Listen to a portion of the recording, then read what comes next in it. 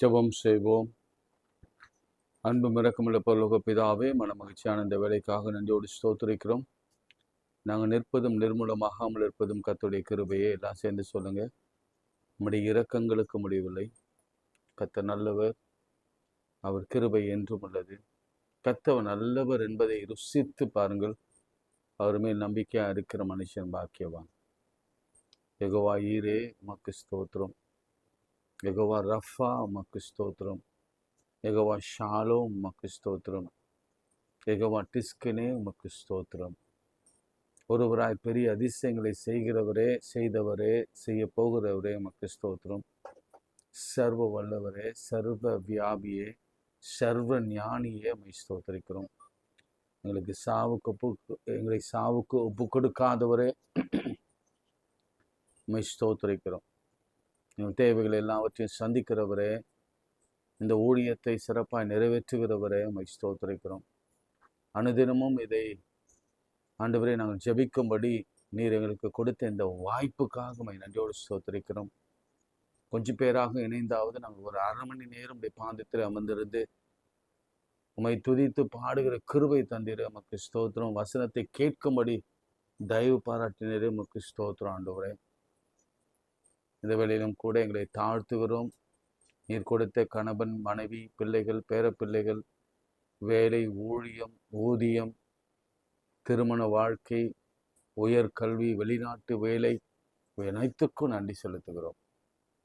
நல்ல அவயவங்களை, ஞாசியிலே சுவாசத்தையும், இருதயத்தையும், சிறுநீரகத்தையும் கொடுத்து நமக்கு நன்றி சொல்லுகிறோம். எல்லா கைகளை கூப்பி ஸ்தோத்திரம் பண்ணுங்க. எல்லா கைகளை கூப்பி ஆண்டவரை நோக்கி பார்த்து, ஆண்டவரே உமக்கு நன்றின்னு சொல்லுங்க. மனுஷன் செய்தா பல வேலைகளில் நன்றி சொல்றோம். ஆனால் ஆண்டவர் செய்ததுக்கு ஒரு வேலை கூட நன்றி சொல்லவில்லை. எனவே நன்றி நன்றி ஆண்டவர் உமக்கு ஸ்தோத்திரம் சொல்லு. இயேசுவின் நாமத்தில் ஜெபிக்கிறோம் பிதாவே, ஆமென். லேசான காரியம், இது உமக்கு லேசான காரியம். வரலாமா? லேசான காரியம், இதுவும் லேசான காரியம்.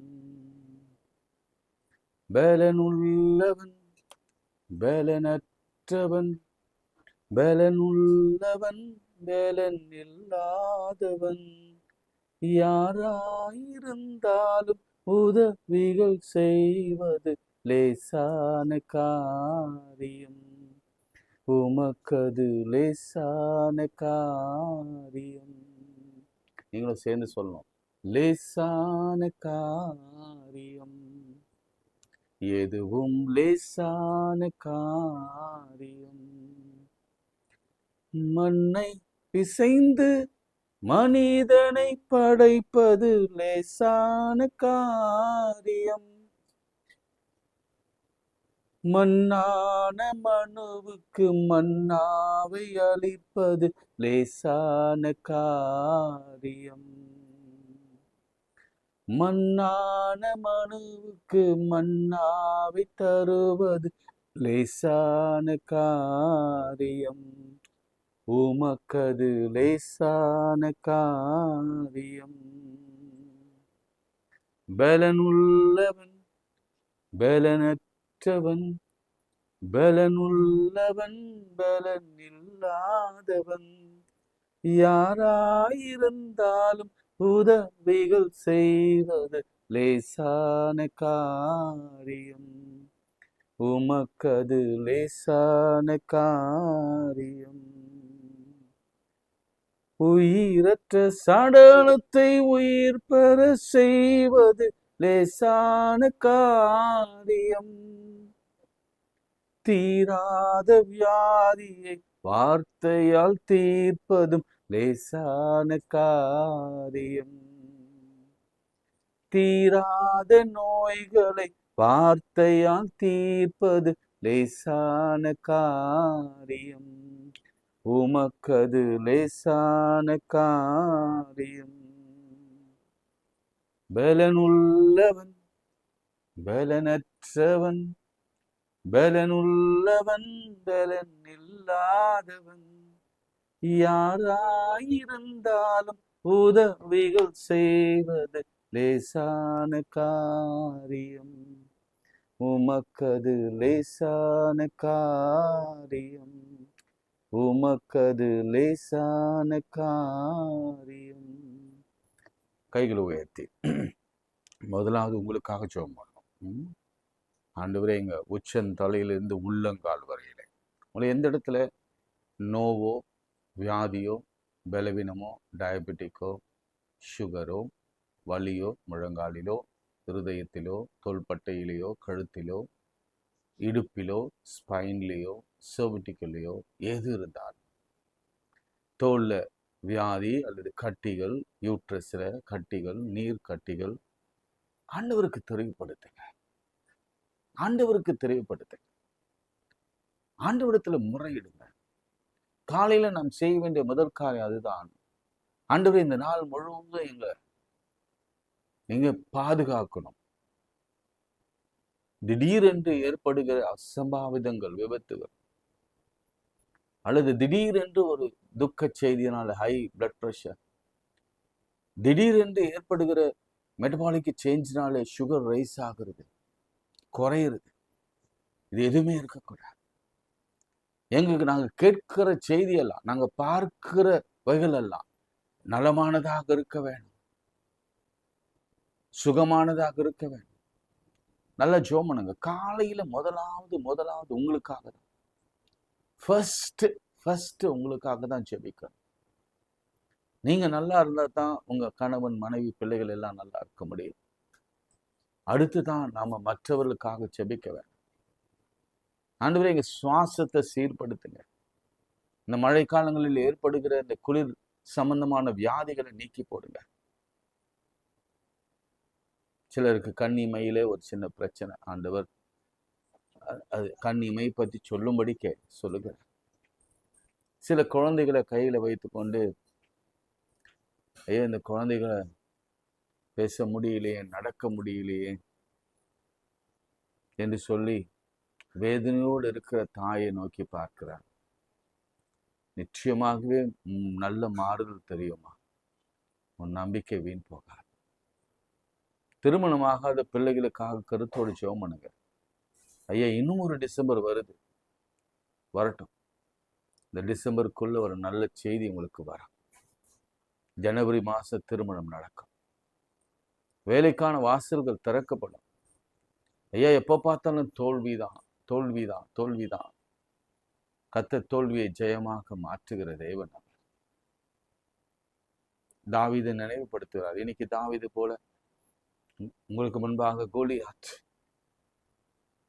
ஒரே ஒரு கூழங்கால், கர்த்தர் ஜெயத்தை கொடுக்க வல்லவராக இருக்கிறார்.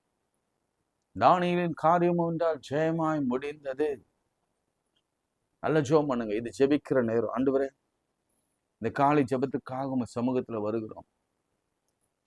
ஆண்டவரே, குறைந்தது கொஞ்சம் பேராவது நாங்க ஜெபிக்கிறோம். ஆனா எங்க விருப்பம் எல்லாம் இது நிறைய பேர் காணணும், ஜெபிக்கணும், புதிய தகவலை பெற்றுக்கொள்ள வேணும், அற்புதங்கள், அடையாளங்கள் அனுதினமும் நாங்க கேட்கணும், நிறைய சொல்லணும். நான் தினந்தோறும் சொல்லணும். என்னுடைய ஜெபம் அதுதான். ஆண்டவரே, இன்னைக்கு ஒருத்தருக்கு அற்புதம் சொல்லுங்க, செய்யுங்க, அற்புத வார்த்தையை சொல்லுங்க.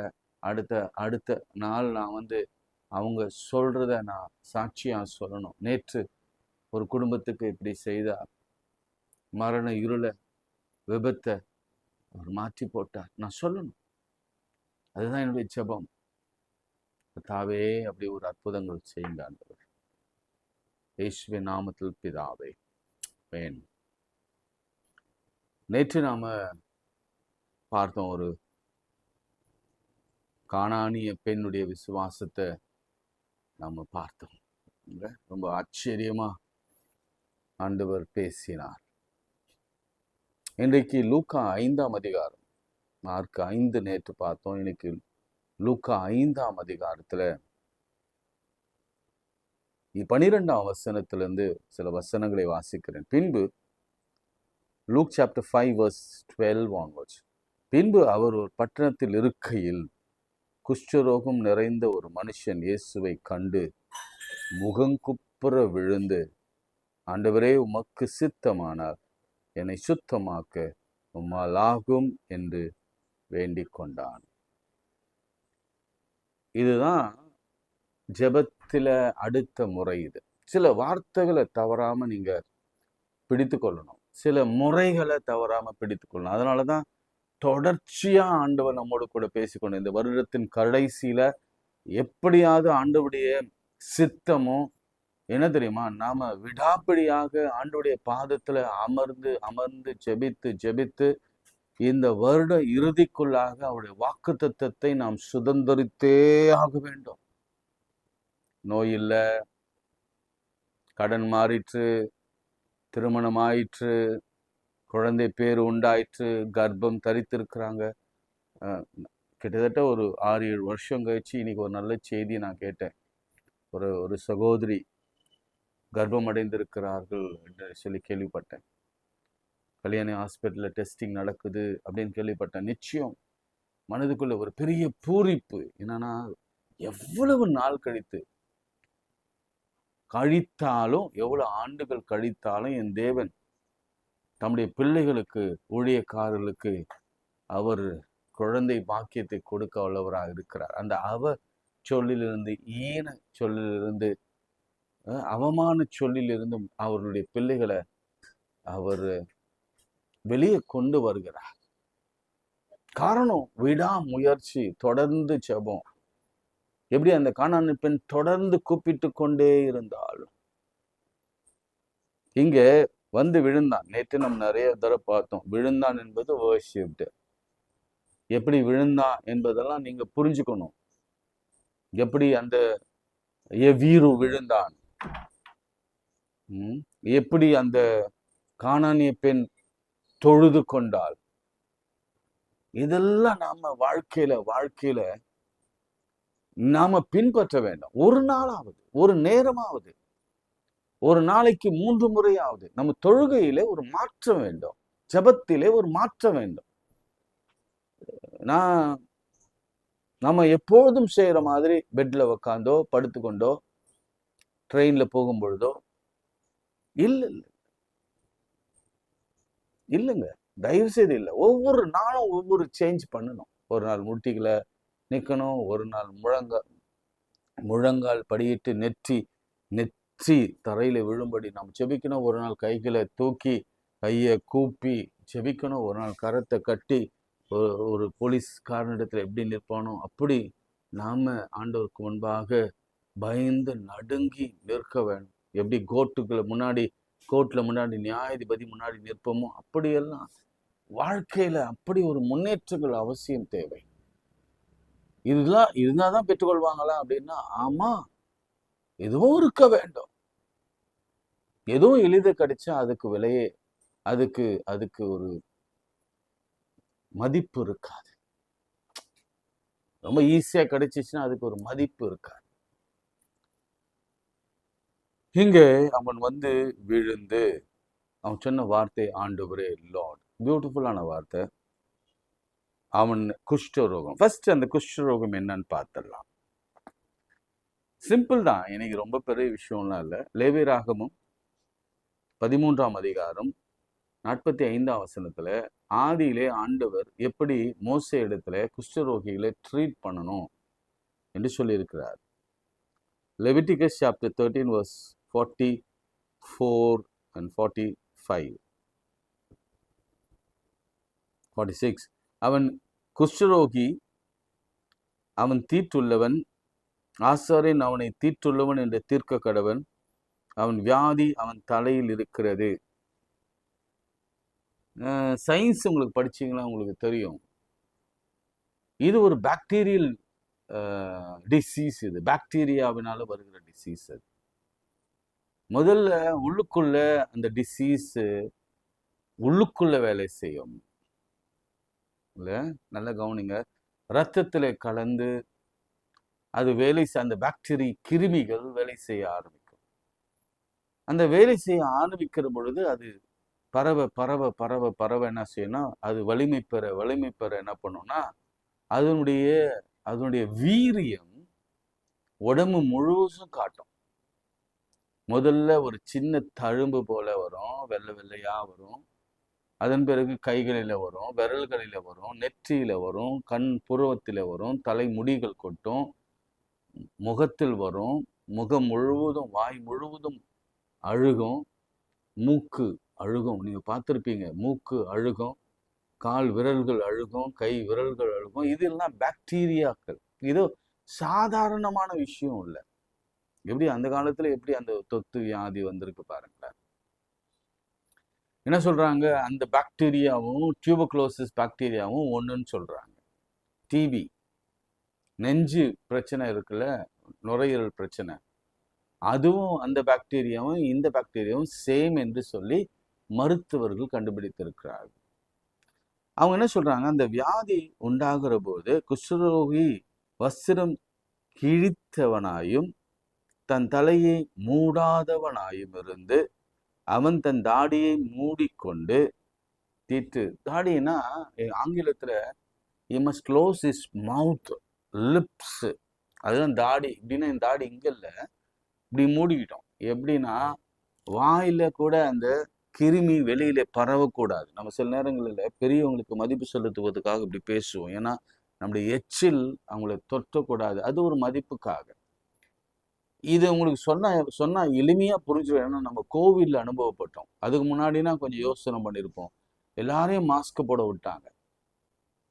ஸோ இந்த வாய் வழியா வருகிற இந்த கிருமிகள் எளிதிலே பரவி அடுத்தவனை தொற்றும். இப்போ முதல் குறிப்பு என்னன்னா, அந்த கண்டுபிடிக்கிறது டயக்னஸ்டிக் டைம். அது ஒரு ஆசாரியன் வந்து டயக்னஸ் பண்ணிட்டு ஒரு நெற்றியில ஒரு 10 வருகிறது, காதுகளில ஒரு 10 வருகிறது.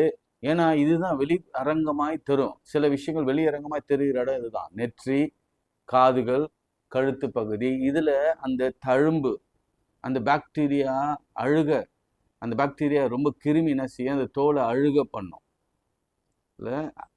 அப்போ என்ன ஆகும்னா அது வெளிப்படையா தெரிய ஆரம்பிக்கும். ஒரு மாதிரி கெட்ட வாடை வீசும். நான் கவனிக்கிறேன், இங்க நிறுத்துறேன். இது விட்டுருங்க, லெப்போசி விட்டுருங்க. இன்னைக்கு நம்முடைய வாழ்க்கையில ஏதோ ஒரு டயக்னஸ். இப்போ பயம் என்னன்னா, எங்கேயும் போய் நம்ம பிளட் கொடுத்து டெஸ்ட் பண்ணாலே நிறைய இடத்துல கூப்பிடுவாங்க. 899 ரூபா ஃபுல் ஹெல்த் டெஸ்ட் பண்ணிடுறோம் அப்படின்னு சொல்லிட்டு டெஸ்ட் பண்ணிட்டு அவ்வளோதான். அந்த மருத்துவமனைக்கு பல நோயாளிகளை இழுக்கிற ஒரு யுக்தியை நம்ம பார்க்கணும். டெஸ்ட் பண்ணாலே ஏதாவது ஒன்று இருக்கும். அதனால தான் நான் எதுலையுமே டெஸ்ட் பண்றதே இல்லை. ஏன்னா உடம்புன்னா வியாதி இருக்கும், ரத்தம்னா அதுல ஏதாவது ஒரு கிருமி இருந்ததான் ஆகும். கர்த்தரிடத்துல நாம் இருக்கும் பொழுது, கர்த்தருடைய பாதுகாப்பில் இருக்கும் பொழுது அவைகளுக்கு நாம் அச்சப்பட தேவையில்லை. சரி, அதை விட்டுருங்க. ஒரு பொருள் ஒருவேளை இன்னைக்கு காலையில ஒரு டயக்னஸ் ரிசல்ட் வருது, அல்லது நேற்று, அல்லது போன மாதம், அல்லது போன வாரம் என்ன வந்ததுன்னா, ஐயோ இந்த குரு, அல்லது இந்த மோல், அல்லது இந்த கட்டி கேன்சராக இருக்கலாமா, சிஏ, அல்லது ஒருவேளை உங்களுக்கு டைப் 2 டைப் 1 டயபெட்டிக்காக இருக்கலாமா. ஏன் பிளட் ப்ரெஷர் ஏறுது, ஐயோ என்ன ஆச்சு தெரியலையே, ஏன் ரத்த கொதிப்பு, ஒருவேளை ஹார்ட்டை இசிஜி எடுத்து பார்க்கலாம், ஓ அடைப்பு இருக்குமோ, ஓ அந்த அடைப்பு எப்படி நீக்கிறது என்று பலவிதமான எலும்பெடு ஸ்கேன் பண்ண அங்க ஒரு பிரச்சனை, நரம்பு ஸ்கேன் பண்ண அங்க ஒரு பிரச்சனை. ரிசல்ட், டயக்னஸ்டிக் ரிசல்ட் இன்னைக்கு வந்து நீங்க ரொம்ப மனவேதனையோடு கூட. அப்படி இல்லை, நான் இன்னொன்னு சொல்றேன். ஒரு செய்தி வருது, போஸ்ட்ல இருந்து வருது. என்ன செய்தி, உன் மனைவி டிவோர்ஸ்க்கு அப்ளை பண்ணியிருக்கிறா, உன் கணவன் டிவோர்ஸ்க்கு அப்ளை பண்ணியிருக்கிறா, முடிஞ்சு போச்சு. இன்னொரு செய்தி வருது, இல்லை நாங்க பார்த்தோம், பொண்ணு நல்லா இருந்தது, பையன் நல்லா இருந்தான், ஆனா எங்களுக்கு பிடிக்கல. நல்ல செய்திக்கு பதிலாக துர்ச்செய்திகள். எப்படி இருக்கும் யோசிச்சு பாருங்க. வேலை நல்லா தான் போயிட்டு இருக்குது, திடீர்னுட்டு இல்லை வேணாப்பா, நீ வேற வேலை பார்த்துக்கோ, உனக்கு டைம் தரும், ஒரு 3 மந்த்ல நீ வேற பார்த்துக்கோ. இன்னைக்கு ஆவியானவர் சிலரோடு கூட பிரத்யேகமாக பேசி கொண்டிருக்கிறார். இப்படிப்பட்ட ஒரு சூழ்நிலையில என்ன நடக்கும்னா, ஒருத்தனை டயக்னஸ்டிக் பண்ணிட்டாங்கன்னா, இந்த கேன்சரை பொறுத்த வரைக்கும் அவன் தான் மனைவியை பிரிந்து ஓடணும், தனியா போகணும், தான் பிள்ளைகளை, அன்பா வளர்த்த பிள்ளைகளுக்கு குட் பை சொல்லிட்டு அவங்களுக்கு முத்தம் கொடுத்துட்டு அந்த பிள்ளைகளோட கூட இருக்கவே கூடாது. உங்களுக்கு தெரியும், குவாரண்டைன் பத்தி உங்களுக்கு தெரியும். இது குவாரண்டைனோட மோசம். இதுக்கு தீர்வே இல்லை.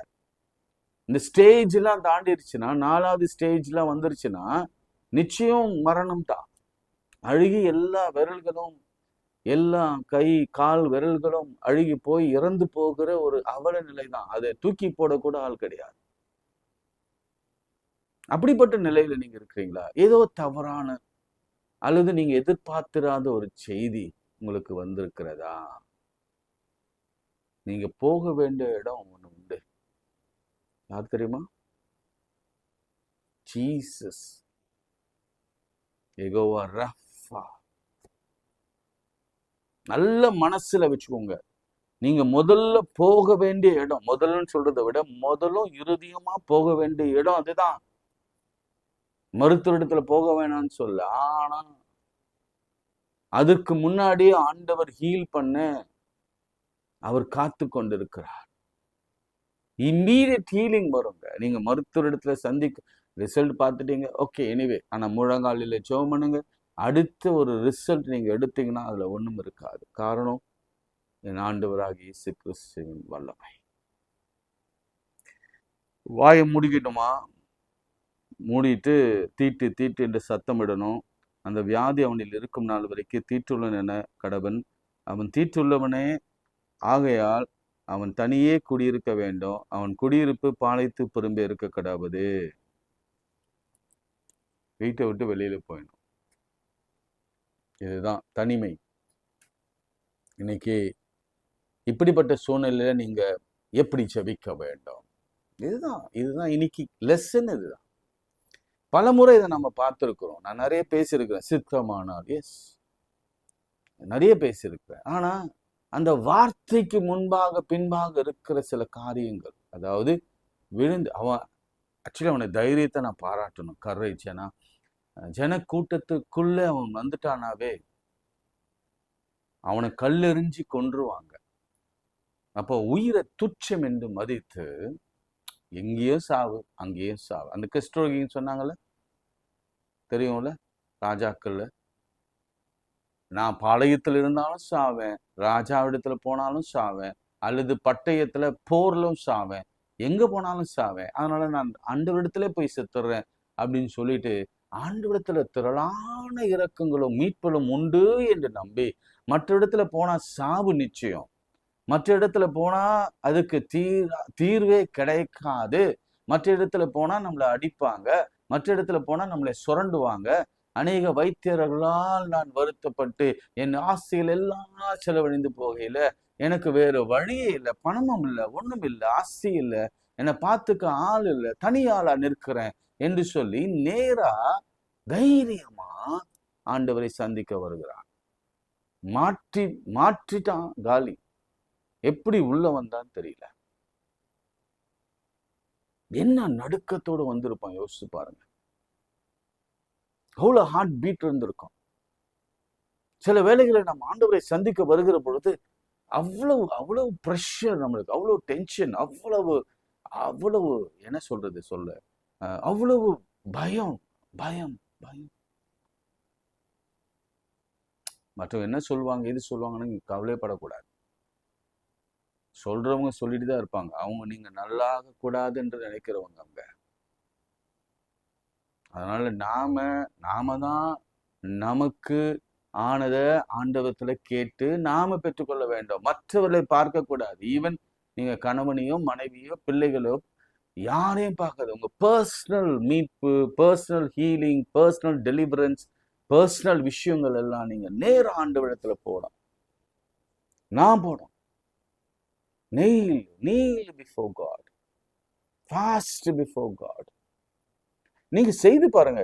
நான் எப்பவுமே சேலஞ்ச் தான் பண்ணுவேன். I used to challenge with the word of God. நீங்க அதை செய்து பார்த்துட்டு எனக்கு கிடைக்கலன்னு சொல்லுங்க. ஒரு போதும் போய் சொல்லாது. 100%, அதுக்கு மேல சொல்ல 200%. தைரியமா விழுந்து, ஆண்டவரே உனக்கு சித்தமானால், அது எல்லாருக்கும் தெரியும், அது நீங்க பயன்படுத்துங்க அதிகமா. என்னை சுத்தமாக்க உம்மால் ஆகும். நடக்க முடியாத பிள்ளைகளை நடக்க வைக்க உம்மால் ஆகும். இந்த காயத்தை ஆற்ற உம்மால் ஆகும். என் எலும்பு நரம்புகளை குணமாக்க உம்மால் ஆகும், ஸ்பைனை தொட உம்மால் ஆகும். இந்த ஊழியத்துல பல அற்புதங்களை ஆண்டவர் செய்திருக்கிறார். நான் உங்களுக்கு சாட்சியா சொல்ல முடியும். ஸ்பைனை தொட்டு இருக்கிறார். சிங்கப்பூர்ல இருக்கிற ஒரு கட்டி இங்க ஆவடியில ஜெபம் பண்ணி கொண்டிருக்கிறோம். ஆன்லைன் ப்ரேயர்ல ஜெபம் பண்ணுகிற வேலையில சிங்கப்பூர்ல இருக்கிற ஒரு கட்டி இம்மீடியட்டாக மறைந்ததை இம்மீடியட்டா தொலைபேசியில அவங்க பேசி அவங்க சாட்சி சொன்னாங்க. நான் அது உங்களுக்கு ஏற்கனவே சொல்லியிருக்கிற மாதிரி குழந்தை இல்லாத அநேக தம்பதியர்களுடைய சாட்சிகளை கேட்டு குழந்தை பேரு கத்தர் கொடுத்திருக்கிறார். என்னுடைய சாட்சி கத்தர் செய்தது அவராலே ஆகும். ஏன்னா மரியாதை சொன்னார்ல, மரியாதை தான் சொன்னார். தேவனால் கூடாத காரியம் ஒன்று உண்டாமா? இல்லைம்மா. அதேதான் சாராடத்துல சொன்னார். தேவனால் கூடாத காரியம் ஒன்று உண்டோ? மனோவடத்துல சொன்னாரு, என்னை பத்தி கேட்கிறிய, என் பேர் என்ன தெரியுமா? அதிசயம். அதிசயம்டா. அதிசயத்துக்கிட்டே என்னால் ஆகுமா, கூடுமா, நடக்குமா, நடக்காதா? அந்த வார்த்தையே இனிமேல் வரக்கூடாது. நீங்க சொல்ல வேண்டிய வார்த்தை ஜெயிலி இனிமேல்ட்டு உம்மாலே கூடும், உம்மாலே கூடும், உம்மாலே கூடும், உம்மாலே கூடும், உம்மாலே கூடும். நீங்க வேணா இம்போசிஷன் மாதிரி 100 முறை சொல்லுங்க. என் இயேசுவால் உம்மாலே கூடும் ஆண்டவரே, உம்மாலே கூடும் ஆண்டவரே, உம்மாலே கூடும் ஆண்டவரே, உம்மாலே கூடும் ஆண்டவரே, உம்மாலே கூடும் ஆண்டவரே. அவர் சொல்வார், தம் கையை நீட்டி அவனை தொட்டு. இதுதான் கம்பேஷன். என்டர் பைபிள்ல இப்படி ஒரு ஹீலிங்கை நீங்க பார்த்திருக்க முடியாது. ஒரு தொடக்கூடாதவனை, தொற்று வியாதி உள்ளவனை, எல்லாராலும் கைவிடப்பட்டவனை அல்லது தனிமைப்படுத்தப்பட்டவனை என் ஆண்டவர் தொட்டது இதுதான் முதல் தடவை. I mean to whole history of the Bible nobody touches the leper people. என் இயேசு தொட்டார். பிகாஸ் அவருக்கு தொற்று அல்ல சாதாரண விஷயம். அமேன் சொல்லுங்களேன். அவருக்கு அந்த பயமே இல்லை. அமேன். அவர் தெய்வம். அல்லேலூயா. எனக்கு சித்தம் உண்டுப்பா அப்படின்னா என்ன தெரியுமா? எனக்கு விருப்பம் இருக்குப்பா. என்னன்னா ஆண்டவருடைய விருப்பமே என்ன தெரியுமா? ஏன் ஆண்டவர் அந்த வார்த்தையை சொன்னார்னா, ஆதியிலிருந்து எனக்கு என் பிள்ளைகள் நல்லா இருக்கணும்னு ஆசை. 150 வருஷம் வாழணும்னு ஆசை. குறைஞ்சது 120 வருஷம் வாழணும்னு அது ஆசை. இந்த பிள்ளைகளுக்கு ஏன் இந்த வியாதி, ஏன் இந்த வருத்தம், ஏன் இந்த உபத்திரம், ஏன் தற்கொலை பண்ணணும்? ஆவியானவர் சிலரோட பேசி கொண்டிருக்கிறார். என் சித்தம் என்ன தெரியுமா? நீ நல்லா வாழணும், உன் பிள்ளைகளோடு சந்தோஷமா வாழணும், நான் அளிக்கும் நன்மையினாலே நீ திருப்தி ஆகணும். உடனே குஷ்டரோகம் நீங்கிற்று. ஆனா அவர் சொல்றாரு, நல்லாயிட்ட பிறகு நீ போய் உன் ஆசாரனை காண்பித்து மோசே கட்டளையிட்டபடி அவளுக்கு சாட்சியாக பலி செலுத்து என்று கட்டளையிட்டார். சாட்சி. அமேன் சொல்லுங்களேன். 3வது குறிப்பு, மிக முக்கியமான குறிப்பு என்னன்னா, ஏன் அவர் நம்மளை குணமாக்கணும், சுத்தமாக்கணும்? நாம சாட்சியா நிற்க வேண்டும். அவருக்கு பணம், அவருக்கு கோல்டு, அவருக்கு கோயில் கட்டுறது அவசியம் இல்லை. ஒரே ஒரு வார்த்தை, என் ஆண்டவர் என்னை குணமாக்கினார், என் ஆண்டவர் இதை செய்தார், என் ஆண்டவர் எதை எனக்கு அளித்தார் என்று லைனா நீங்க சொல்லிட்டீங்கன்னாவே போதும். என் தேவனால் கூடாத காரியம் ஒன்றுமில்லை. ஜெபம். அன்புள்ள ஆண்டவரே, இந்த வேலைக்காய் நன்றியோடு ஸ்தோத்திரிக்கிறோம். உம்மால் ஆகாத காரியம் ஒன்றுமில்லை, உம்மாலாகாத காரியம் ஒன்றும் இல்லை, உம்மாலாகாத காரியம் ஒன்றும் இல்லை, உம்மாலாகாத காரியம் ஒன்றும் இல்லை. எல்லாமே உம்மாலாகும், எல்லாமே உம்மாலாகும், ஆகும் எல்லாமாகும், உம்மாலேதான் எல்லாமாகும், ஆகும் எல்லாமாகும், உம்மாலேதான் எல்லாமாகும். சொல்லி முடியாத அதிசயம் செய்பவர் நீரே ஐயா, நீரே எண்ணி முடியாத அற்புதம் செய்பவர் நீரே ஐயா, நீரே. அப்பா உமக்கு ஸ்தோத்திரம், அன்பே உமக்கு ஸ்தோத்திரம், அப்பா உமக்கு ஸ்தோத்திரம், அன்பே உமக்கு ஸ்தோத்திரம். உம்மலாகாத காரியம் ஒன்றும் இல்லை, உம்மலாகாத காரியம் ஒன்றும் இல்லை, உம்மலாகாத காரியம் ஒன்றும் இல்லை. எல்லாமே உம்மாலாகும், இயேசுவின் எல்லாமே உம்மாலாகும். இதை பாருங்க, ஜெபம் பண்ணும் பொழுது எல்லாம் கைவிட்டுட்டாங்க, எல்லாம் போயிட்டாங்க, மாத்திரை மருந்து கூட வேலை செய்யல, வயசாகி போச்சு, இனி நடக்குமா நடக்காதா தெரியாது, குழந்தை பிறக்குமா பிறக்காதா தெரியாது, இந்த கடன் அடிக்க சத்தியமா வழி இல்லை, வேலை கிடைப்பதற்கான வாய்ப்பே இல்லை, தோல்வி தோல்வி தோல்வி தான், பிஸ்னஸ் சத்தியமா என்னால் வாழ முடியாது என்று பல விதங்களில நீங்க அந்த ரோடு எண்டு வந்து நின்று கொண்டிருக்கலாம். Come to Jesus Christ. ஆண்டவரிடத்துல வாங்க. எனி இடர்பாடுகள், அந்த நெகட்டிவிட்டி எல்லாம் கலைந்து போட்டு ஆண்டவரிடத்துல வாங்க. ஆண்டவரால் எல்லாம் ஆகும், கூடும்.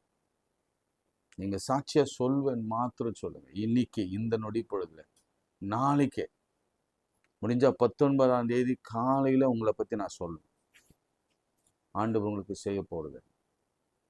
நான் உங்க பேரை கூட சொல்ல விரும்பல. இந்த மாதிரியான நிகழ்ச்சி நடந்தது, இந்த ஜெபம் பண்ணாங்க, இந்த நாள் இது நடந்தது, இந்த பகுதி நடந்தது, அவ்வளவுதான் சொல்வேன். சில பேர் பேரு சொல்லிட்டா பயப்படுவாங்க. இல்லை, பேரும் சொல்ல மாட்டேன். ஆண்டவரே, நீர் செய்ய போகிற நன்மைக்காய் ஸ்தோத்திரம். ஏதோ நாளைக்கு ஏதோ செய்ய போகிறேன், இன்னைக்கு செய்ய போகிறேன், உமக்கு நன்றி. இயேசுவின் நாமத்தில் ஜெபிக்கிறோம். விசேஷமாக இந்த ஊழியத்தை நீங்க நடத்துறீங்க, வித்தியாசமா நடத்துறீங்க, உமக்கு ஸ்தோத்திரம். இதை தொடர்ந்து நடத்த உங்கள் உதவி எனக்கு வேணும், உங்களுடைய தாசி எனக்கு வேணும், உங்களுடைய அருள்கொடை எனக்கு வேணும். இயேசுவின் நாமத்தில் ஜெபிக்கிறோம் பிதாவே, ஆமென். நமது ஆண்டவராகிய இயேசு கிறிஸ்துவின் கிருபை, பிதாவாகிய தேவனுடைய அன்பு, பரிசுத்த ஆவியின் ஐக்கியம் நம் அனைவரோடு மீண்டும் மீண்டும் சிறாக்கள் நிலைத்திருப்பதாக.